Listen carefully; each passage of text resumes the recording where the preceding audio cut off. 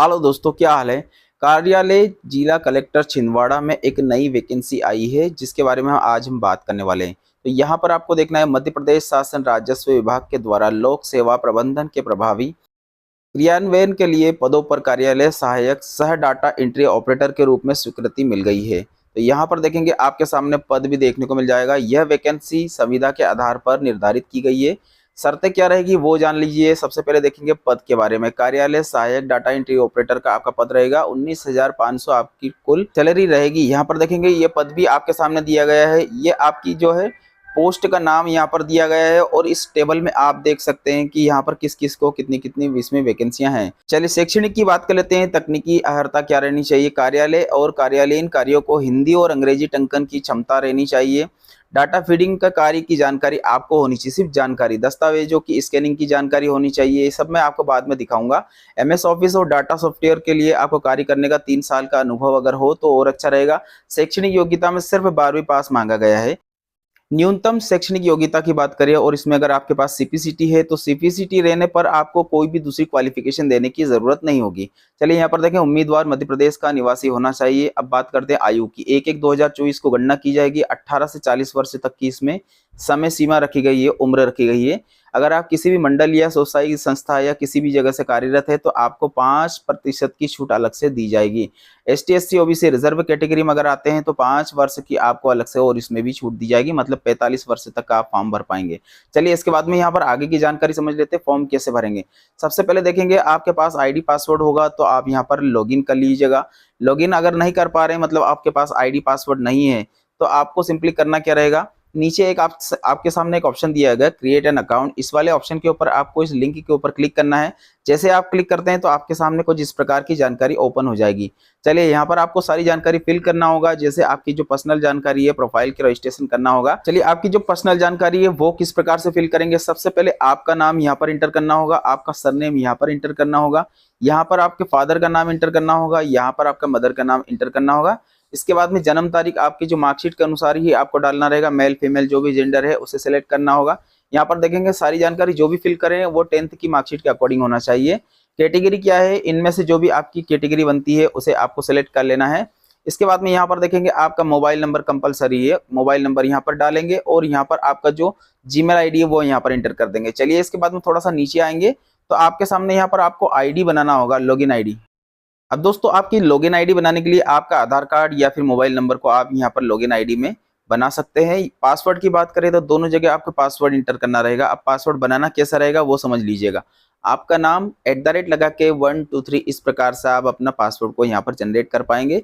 ये याद रखिएगा, बाद में लॉगिन की जरूरत पड़ेगी बाद में, है ना। यहाँ पर देखेंगे सबमिट करेंगे एंड देन इसके बाद में यहाँ से आगे बढ़ेंगे। अब प्रोफाइल यहाँ पर देखेंगे, प्रोफाइल सिलेक्शन इस वाले ऑप्शन के ऊपर जैसे आप क्लिक करते हैं ना तो आपके सामने प्रोफाइल जो आपने भी फिल किया था वो ऑटोमेटिकली यहाँ पर आ जाएगा। अब देखिए मैंने जो जानकारी यहाँ पर फिल किया है वो सामने आपके सामने ऐसे ही आ जाएगा। सब कुछ आपको फिल करना रहेगा। आपका नाम यहाँ पर हो गया, इसके बाद सरनेम यहाँ पर हो गया। यहाँ पर देखेंगे हिंदी में आपका नाम आपको इंटर करना रहेगा दोस्तों। तो ये इंडिक के द्वारा कर सकते हैं या फिर यहाँ गूगल ट्रांसलेट करके भी यहाँ पर टाइप कर सकेंगे। तो यहाँ पर मेल फीमेल जो भी जानकारी है वो डाल दिया, माता पिता का नाम डाल दिया। इसके बाद में जो जन्म तारीख है, स्टेट कौन सा है, कौन सी कैटेगरी से बिलोंग करते हैं, ये सब आपको सेलेक्ट कर लेना है। कोई सी अदर कैटेगरी में आते हैं तो ये वाली ऑप्शन यहाँ पर इनेबल हो जाएगा। यहाँ पर देखेंगे मैरिटल स्टेटस की जानकारी जो भी है वो सब आपको यहाँ पर फिल करना होगा। अब यहाँ पर देखेंगे अगर आप हैंडीकैप कैटेगरी में आते हैं, मतलब विकलांग में आते हैं तो यस करेंगे, अदरवाइज जिसे नो कर देंगे। यस करते हैं तो ये सारी जानकारी आपको देना होगा कौन सी कैटेगरी में आप आते हैं। राइट, कंप्लीट होने के बाद में यहाँ पर देखेंगे सेव एंड नेक्स्ट करके आगे बढ़ जाएंगे। अब आपका जो एड्रेस है, एड्रेस आपको फिल करना होगा। प्रेजेंट एड्रेस ऊपर आपको फिल करना होगा, परमानेंट नीचे आपको फिल करना होगा। और अगर आपका दोनों ही एड्रेस एक जैसा है तो आपको नीचे वाला जो देख रहे हैं कि ये दोनों फिल करने के बाद जरूरत नहीं रहती इस वाले ऑप्शन के ऊपर। जैसे आप क्लिक करेंगे कि यहाँ पर सेम एड्रेस है तो ऑटोमेटिकली दोनों जगह फिल हो जाएगा। राइट, कंप्लीट होने के बाद यहाँ से नेक्स्ट करेंगे। नेक्स्ट करने के बाद में यहाँ पर आपके सामने एजुकेशन की जानकारी आपको फिल करना होगा। देखिए यहाँ पर आपका 10वीं की मार्कशीट है तो 10वीं में आपका कौन सा ईयर में आपने पास आउट किया है। इसके बाद में यहाँ पर एग्जाम का नाम, इसके बाद में यहाँ पर सब्जेक्ट क्या है, कोर्स कौन सा है, इसके बाद में कौन से ईयर में आपने पास आउट किया, कौन से बोर्ड से किया है, रोल नंबर क्या है, कितने नंबर आए हैं, कितने में से आए हैं, ये सब आपको जानकारी फिल करना होगा। ऑटोमेटिकली यहाँ पर आपका परसेंटेज देखने को मिल जाएगा। 12th है, ग्रेजुएशन, पोस्ट ग्रेजुएशन, जो भी आपकी क्वालिफिकेशन है वो सब आपको यहाँ पर ऐड कर लेना है। कंप्लीट होने के बाद इसे यहाँ से नेक्स्ट करेंगे। जैसे आप नेक्स्ट करते हैं तो आपके सामने यहाँ पर ऐसी जानकारी आएगी, आपका फोटोग्राफ आपको अपलोड करना होगा, 80 केबी से कम होना चाहिए, जेपीजी फॉर्मेट में होना चाहिए और क्लीन होना चाहिए। ठीक है, इसी फॉर्मेट में आपको सिग्नेचर भी अपलोड कर देना। ये दोनों चेक बॉक्स के ऊपर क्लिक करना होगा। यहाँ पर कास्ट सर्टिफिकेट, अगर आप रिजर्व कैटेगरी से आते हैं तो कास्ट सर्टिफिकेट 200 केबी से कम में जेपीजी फॉर्मेट में आपको अपलोड करना होगा। मूल निवासी भी सेम इसी फॉर्मेट में आपको अपलोड करना रहेगा, 80 केबी से कम जेपीजी फॉर्मेट में, राइट। कंप्लीट होने के बाद यहाँ से आगे बढ़ाएंगे, सेव एंड नेक्स्ट करेंगे। जैसे आप यहाँ से नेक्स्ट करते हैं तो आपके सामने इस प्रकार की आपकी प्रोफाइल आ जाएगी। आप चाहे तो इसे प्रिंट आउट ले सकते हैं, आप चाहे तो इसे सेव कर सकते हैं। चलिए, इसके बाद में आपको फॉर्म लॉगिन करने के लिए वापस से आप यहाँ पर आएंगे।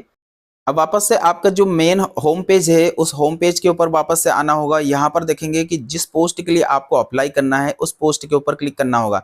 देखिए यहाँ पर कार्यालय छिंदवाड़ा, मतलब जिला कार्यालय छिंदवाड़ा, और यहाँ पर देखेंगे पोस्ट का नाम भी आपके सामने देखने को मिल जाएगा, सहायक डाटा एंट्री ऑपरेटर। अब यहाँ पर आपके सामने डेट वगैरह सब कुछ दी गई है, 5/9/2024 से लेकर के तो 25/9/2024 तक इसका फॉर्म अप्लाई कर पाएंगे। अप्लाई वाले ऑप्शन के ऊपर जैसे आप यहाँ पर क्लिक करते हैं तो यहाँ से आप आगे बढ़ पाएंगे, इस प्रकार की जानकारी आ जाएगी, राइट। तो यहाँ पर देखेंगे जो भी आप पद के लिए अप्लाई करना चाह रहे हैं वो सब यहाँ पर देखने को मिल जाएगा। ये आपका जो पोस्ट कोड है वो है ना। इसके बाद में नीचे आएंगे तो आपकी जो पोस्ट जिसके लिए आप अप्लाई करना चाहते हैं वो भी आपके सामने यहाँ पर देखने को मिल जाएगा। इसके आगे एक ऑप्शन रहता है छोटा सा, इसके ऊपर आपको क्लिक करना होगा। जैसे आप यहाँ पर इसके ऊपर क्लिक करते हैं तो नीचे आपके सामने यहाँ पर एजुकेशन, जो भी एजुकेशन इसमें मांगा गया, वैसे इसमें 12th है तो 12th के लिए आपको यहाँ पर इसको सिलेक्ट कर लेना है। अगर आपने कहीं गवर्नमेंट सर्विस कर रहे हैं या फिर किसी भी डिपार्टमेंट से काम किया है तो आपको यस करना होगा, अदरवाइज नो करके छोड़ दीजिएगा। अगर आपने हिंदी और अंग्रेजी से कहीं पे जो आपने सर्विस किया है, मतलब आपके पास कोई एक्सपीरियंस है तो यस करेंगे, अदरवाइज इसे भी नो कर दीजिएगा। यहाँ पर देखेंगे डेटाबेस फीडिंग का आपके पास एक्सपीरियंस होना चाहिए, ये महत्वपूर्ण जानकारी है। डेटाबेस फीडिंग का मतलब होता है कोई भी आपका डाटा वगैरह इंटर करना है ना, तो ये सब बहुत नॉर्मल बात रहती है, सभी को मालूम रहता है। इसको यस कर लेंगे। इसके बाद में यहाँ पर देखेंगे स्कैनिंग, डाटा स्कैनिंग भी बहुत नॉर्मल चीज रहता है, नॉर्मल बात रहती है, आप सभी को आता ही होगा। तो यहाँ पर स्कैनिंग करना रहेगा ओनली, तो इसको भी यस करना होगा, ठीक है। कंप्लीट होने के बाद यहाँ से थोड़ा सा आगे बढ़ेंगे। अब बात करते हैं सीपीसीटी की। अगर आपके पास सीपीसीटी है और आपने क्लियर कर चुके हैं तो उसकी पूरी जानकारी आपको देना होगा। जैसे कितने मार्क्स आए हैं आपको, आपका हिंदी में कितना आपको वो है, टाइपिंग स्पीड है, इंग्लिश में कितना है, कितने कितने मार्क्स आए हैं, सब कुछ टेस्ट में ये सब कुछ आपको दिखाना होगा। और कुछ नहीं है, अगर आपने नहीं किया तो इसे नो करेंगे।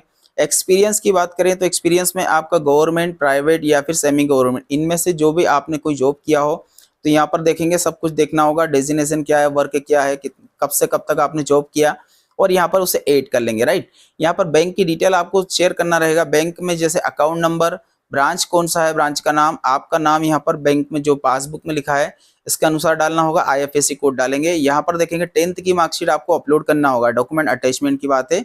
तो यहाँ पर आपको 200 केबी में जेपीजी फॉर्मेट में आपको मार्कशीट अपलोड करना रहेगा। इसके बाद 12th की मार्कशीट यहाँ पर 200 केबी में जेपीजी फॉर्मेट में ही अपलोड करना रहेगा। नीचे आएंगे तो यहाँ पर आपके सामने जैसे जो मार्कशीट है, जो 12th की मार्कशीट वापस से आपको पीडीएफ में करना होगा 500 केबी में, है ना। यहाँ पर देखेंगे सीपीसीटी अगर आपने क्लियर किया है तो वो भी आपको 200 केबी में जेपीजी फॉर्मेट में अपलोड करना होगा। नीचे आएंगे तो यहाँ पर एमएसए ऑफिस से रिलेटेड कोई भी आपने कोई काम किया है तो आपको 500 केबी में पीडीएफ में आपको यहाँ पर उसका डेटा भी, मतलब एक्सपीरियंस सर्टिफिकेट भी देना होगा। अगर आपने कहीं भी गवर्नमेंट सर्विस अगर किया है और अगर आपके पास एक्सपीरियंस है तो आप यहाँ पर अपलोड कर पाएंगे। ये कंप्लीट होने के बाद यहाँ पर सेव करेंगे, सबमिट करेंगे तो आपका फॉर्म यहाँ पर सबमिट हो जाएगा। एक बार उससे अच्छे से चेक कर लीजिएगा, उसके बाद पेमेंट करिएगा। तो दोस्तों, इसी प्रकार की जानकारी के लिए वीडियो को लाइक करें। धन्यवाद आप सभी का वीडियो देखने के लिए।